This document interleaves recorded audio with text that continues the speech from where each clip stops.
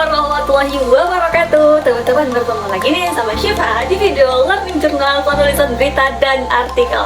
Nah, di video ini detik-detik kita mau selesai dalam semester 4 ini, kita akan membahas nih tentang penulisan berita dan artikel secara lebih rinci.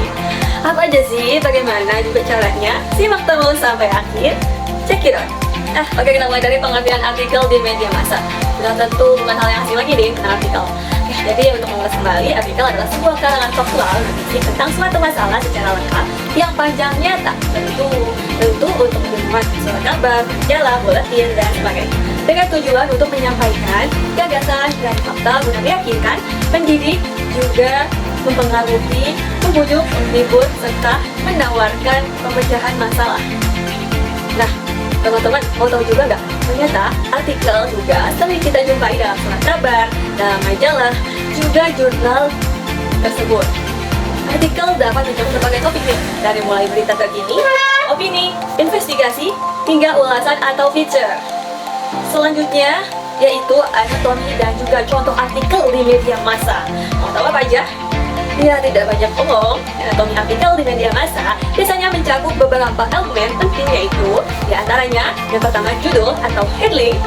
Nah, itu ada bagian atas, paling atas dulu. Selanjutnya ada byline, selanjutnya ada teras atau lead. Nah, juga ada tubuh artikel atau body. Juga yang terakhir penutup atau conclusion. Yang keenam ada referensi. Tentu seperti kayak anggota tubuh ya teman-teman. Artikel pun sama, ada kepalanya, ada badannya, ada kakinya.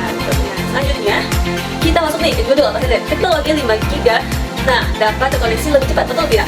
Nah, kalau byline itu penulisnya oleh Andi Setiawan. Selanjutnya teras, contohnya ya, teknologi 5GB diharapkan membawa revolusi dalam cara kita berkomunikasi dan mengakses informasi dengan kecepatan yang belum pernah kita temui sebelumnya. Selanjutnya tubuh artikel nih, dibaginya yaitu penerapan teknologi 5GB akan meningkatkan efisiensi. Selanjutnya di berbagai sektor mulai dari kesehatan hingga transportasi, penerapan teknologi baru ini juga akan menciptakan peluang ekonomi dan juga pekerjaan.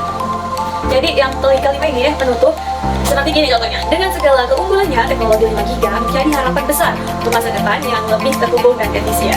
Yang keenam, contoh referensinya yaitu Ludia Amanda 2022 penerapan teknologi 5GB UIN SMK Banten. Seperti itu ya teman-teman. Oke, kita lanjut ke berita selanjutnya. Kita lanjut ke pengertian berita di media massa. Tentu berita dan berita dibahas, tapi tak lepas nih kita bahas lagi mirror journal. Berita tidak akan lepas nih teman-teman dari kehidupan kita. Tentu berita atau news merupakan adalah pelaporan suatu peristiwa yang sudah terjadi, gagasan atau pendapat seseorang, kelompok atau juga temuan baru di segala bidang yang dipandang penting untuk diliput wartawan yang bertujuan untuk dimuat dalam media.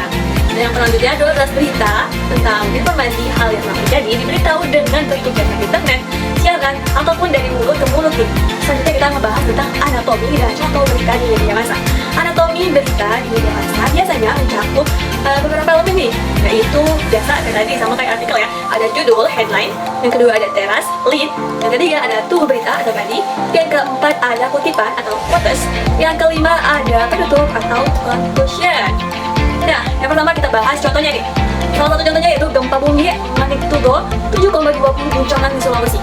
Di terasnya kita masukkan gempa bumi berkisaran 72 skala Richter mengguncang wilayah Sulawesi Tengah pada pukul 02.30 WIB, menyebabkan kerusakan para pemicu dan memicu peringatan tsunami. Selanjutnya yang ketiga, tubuh berita atau body kita masukkan nih, seperti contohnya menurut Badan Meteorologi, Klimatologi, dan Geofisika BMKG, pusat gempa terletak di kedalaman 10 km. Warga yang berada di dekat pantai segera dievakuasi ke tempat yang lebih tinggi. Sejumlah bangunan dilaporkan runtuh dan beberapa jalan utama terputus akibat gempa. Nah, lanjut nih, kita ke contoh kutipan teman-teman, quotes. Ya, kutipannya seperti ini. Kepala BMKG Rahmat Triyono menyatakan gempa ini berpotensi menimbulkan tsunami dan kami mengimbau kepada warga untuk tetap waspada. Selanjutnya, yang kelima, itu penutup. Gimana sih penutupnya? Ya, contohnya seperti ini teman-teman. Hingga berita ini diturunkan, tim SAR terus melakukan pencarian korban di wilayah yang paling terdampak. Pemerintahan setempat juga telah membuka posko bantuan untuk para korban. Nah, seperti itu teman-teman contohnya. Walaupun agak sedikit kecepatan, tetapi kurang lebih gambaran seperti itu ya. Semoga